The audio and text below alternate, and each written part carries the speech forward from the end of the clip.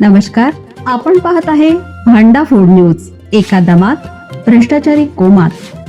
Social media, कर्जबाजारी, गुन्हेगारी, सट्टेबाजी, चोरी, मटका, जुगार, दारू, सावकारशाही, न्यायाच्या प्रतीक्षेत प्रशासन.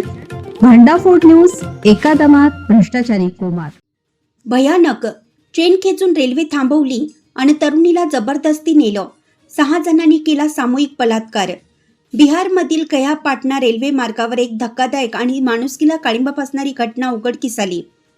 बेलागंज पोलीस ठाण्याच्या हद्दीत शुक्रवारी रात्री उशिरा घडलेल्या या प्रकारामुळे संपूर्ण परिसरात भीती आणि संतापाचं वातावरण निर्माण झाले.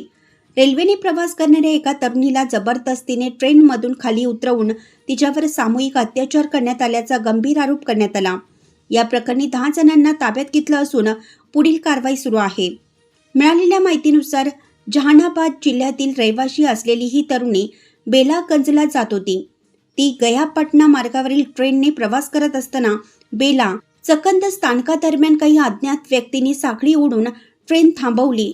ट्रेन थांबताच आरोपींनी त्या तरुणीला जबरदस्तीनं खाली उतरवलं आणि जवळच्याच एका निर्जन ठिकाणी नेले. तिथे अंतराचा फायदा घेत तिच्यावर सामूहिक बलात्कार करण्यात आला. या अमानुष घटनेनंतर पीडित तरुणीने हिंमत दाखवत कुटुंबियांशी संपर्क साधला. त्यानंतर तात्काळ पोलिसांना माहिती देण्यात आली. माहिती मिळताच बेलागंज पोलीस ठाण्याचे प्रमुख मनोज कुमार पांडे आपल्या पथकासह घटनास्थळी दाखल झाले. त्यांनी परिसरात शोध मोहीम राबवून संशयावरून 10 जणांना ताब्यात घेतलं आहे. सध्या या सर्वांची कसून चौकशी सुरू आहे.